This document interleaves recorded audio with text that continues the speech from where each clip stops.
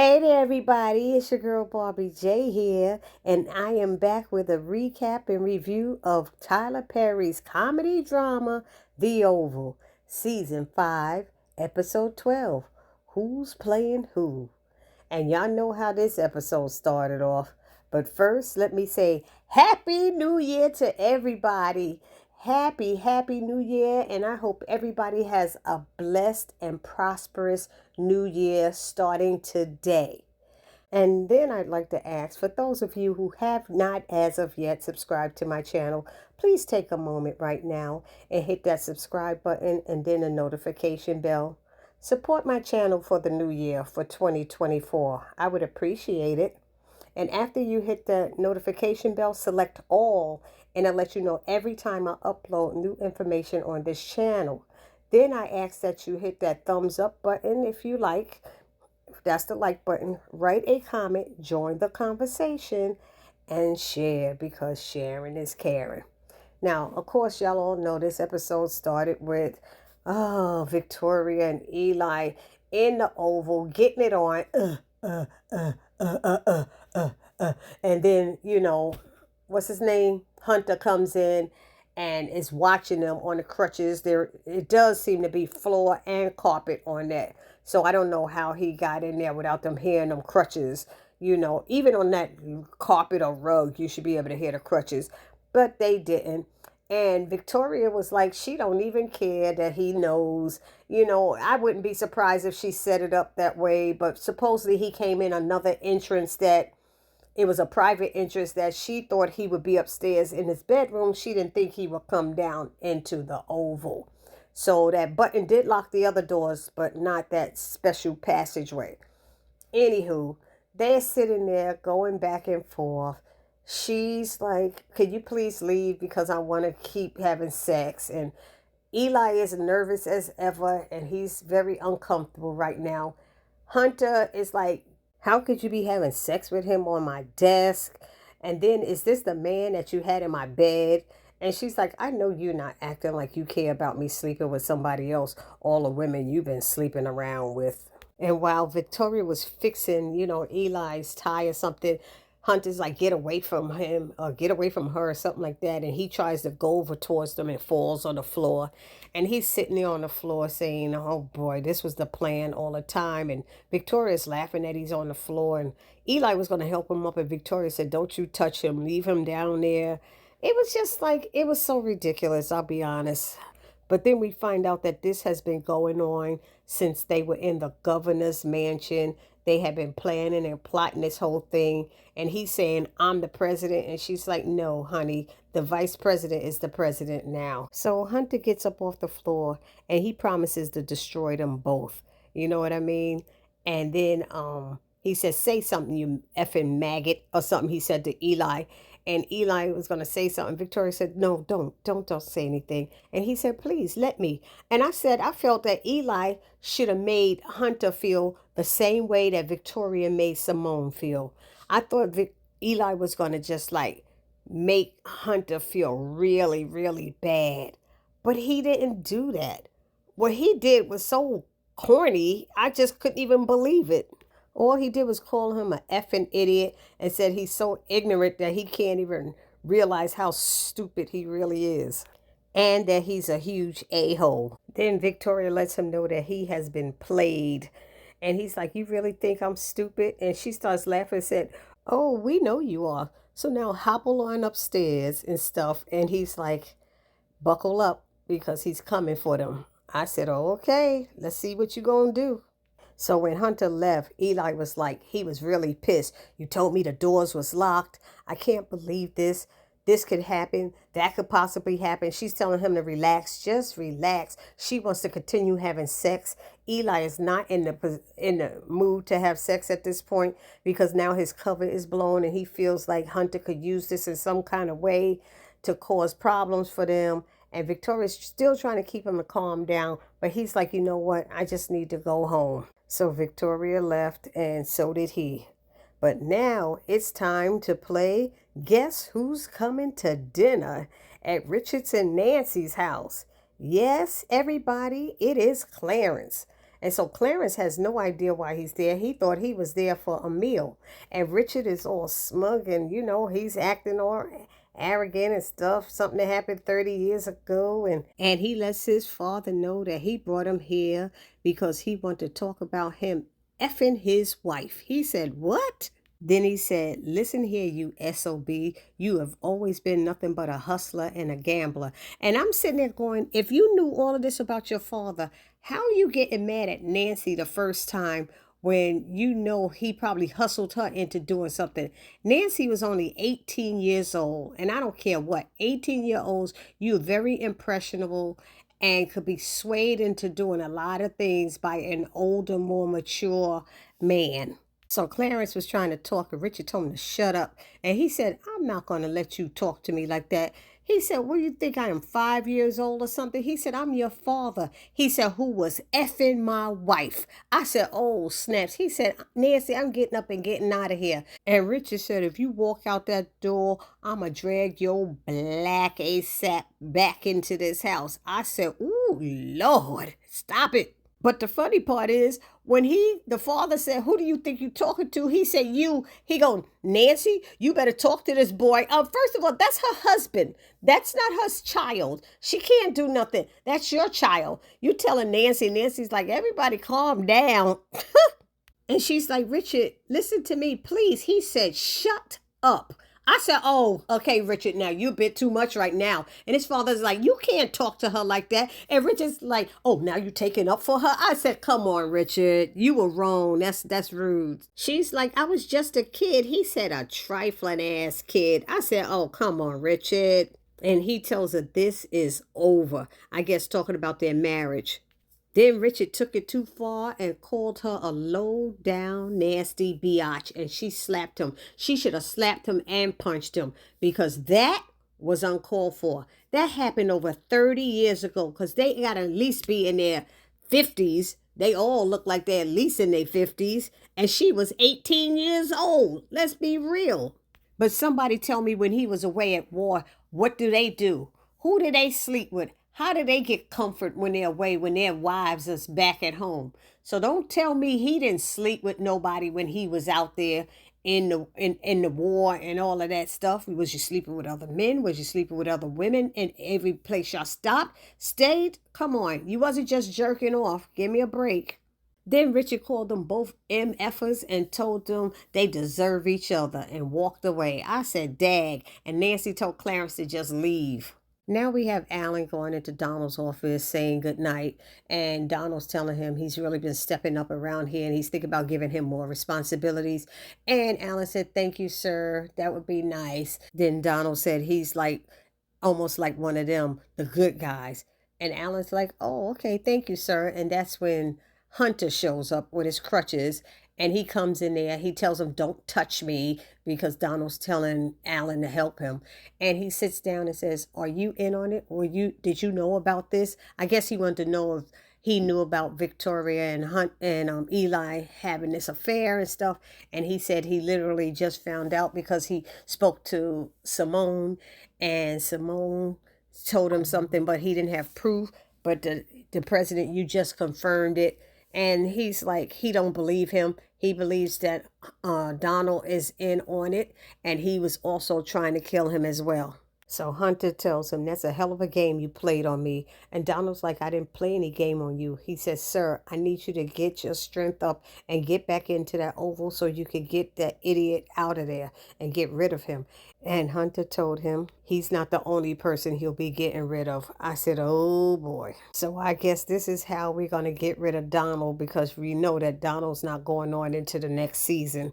So we'll see how Hunter decides to destroy Donald. So now we have Lily, that police officer, and the Secret Service guy there. And Lily was getting him a drink.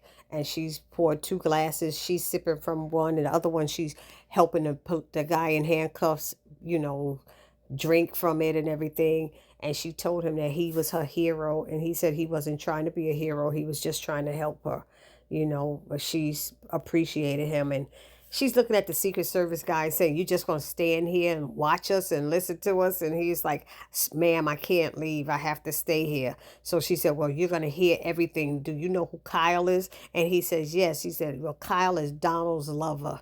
And so she's telling all his dirt to the other Secret Service guy. But then her and the guy in handcuffs, I keep forgetting what his name was, they started talking to each other in Spanish a little bit. And I guess it was in code, because he did ask her, what are they going to do to me? And she said, I don't know. And then that's when they started the Spanish talking. It was a little low and stuff. And she got up with the bottle and bashed it over the Secret Service guy's head, knocked him out.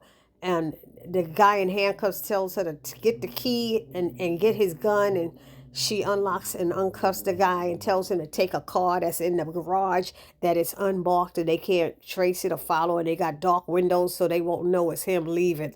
And he was like, okay. She said, you better go get your daughter before they get her. And then she took those handcuffs and handcuffed the Secret Service guy. So now Hunter is back up in his bedroom, and who's in there but Alonzo, Antonio, and Kareem.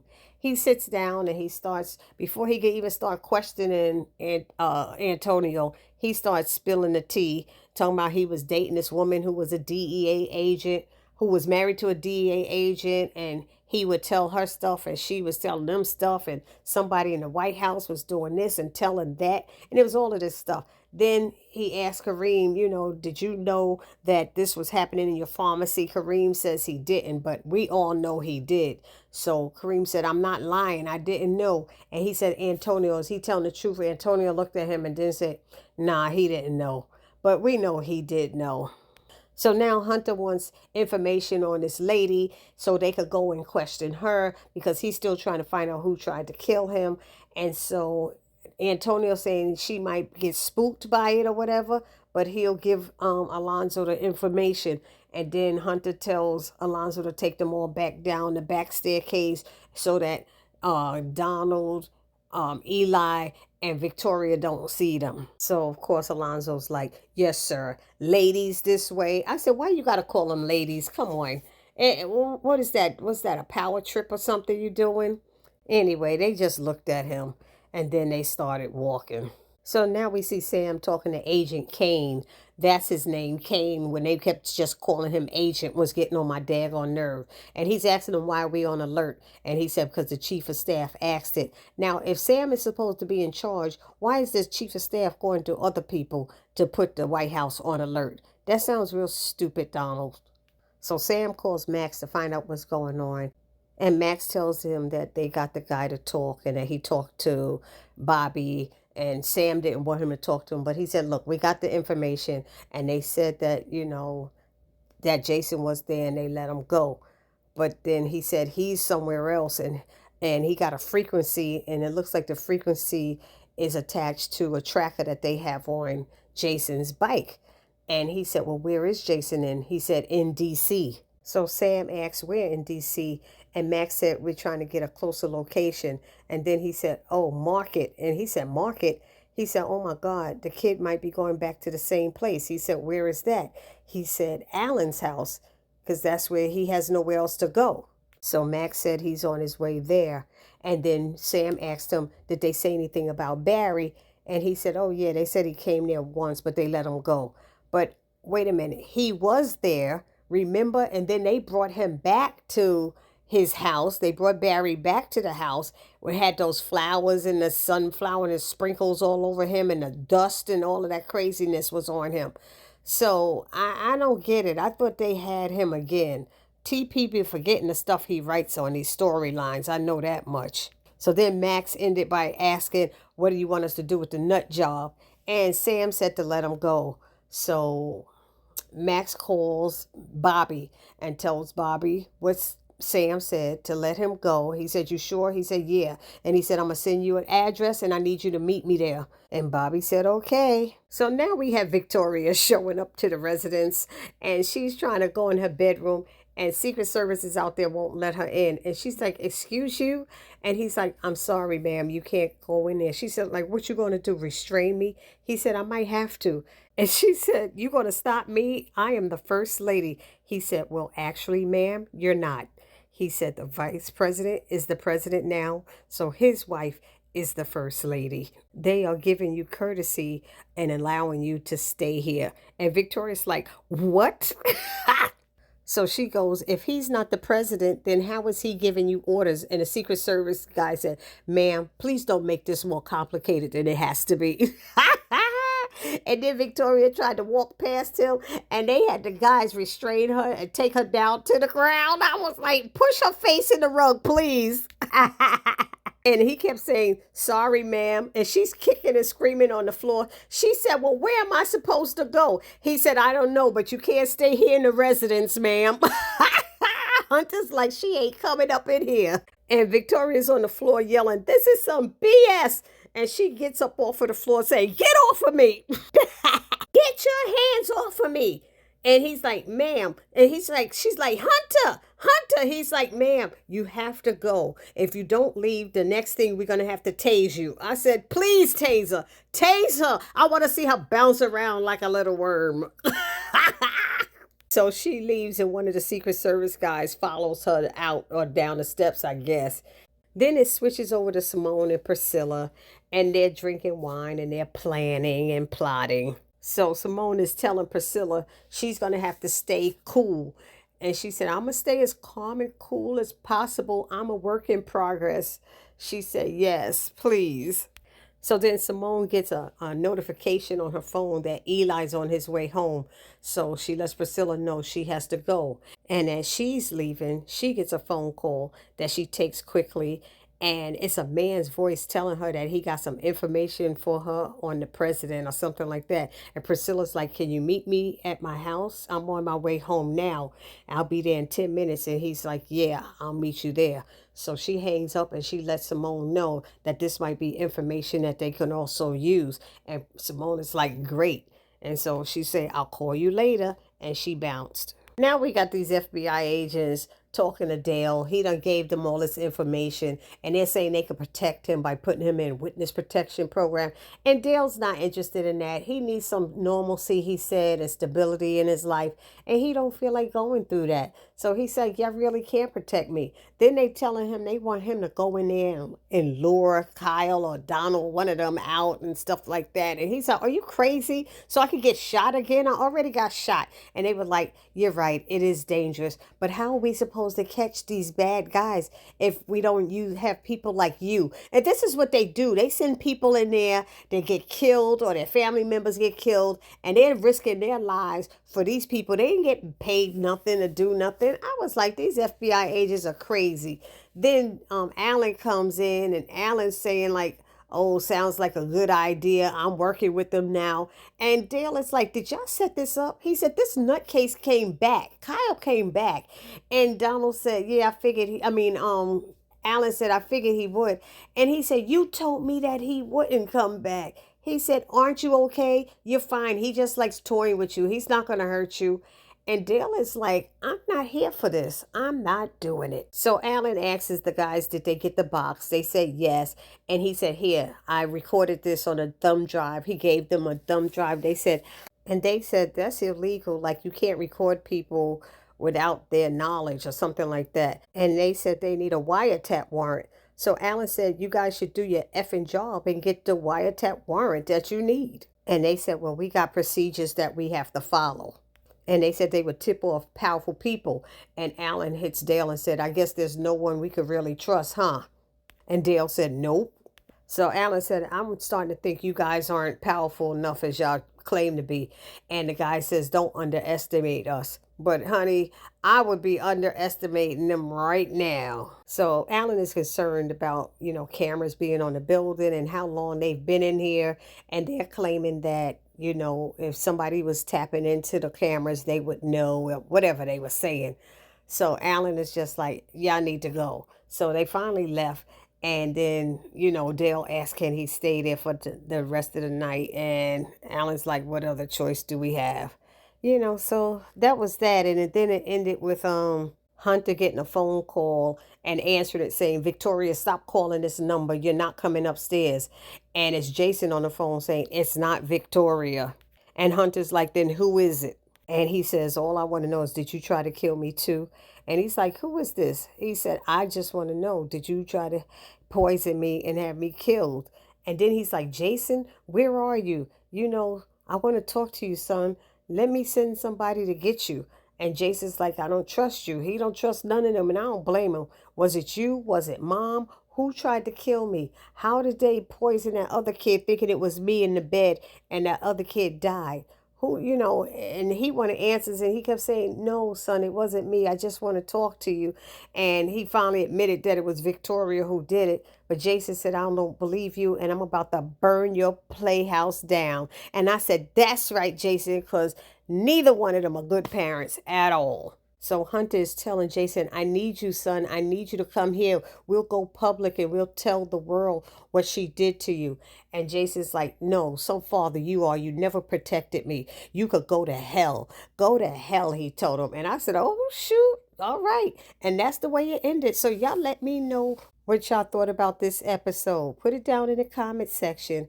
And I will see you all in the next video. It's your girl, Barbie J, saying, Happy New Year. Peace.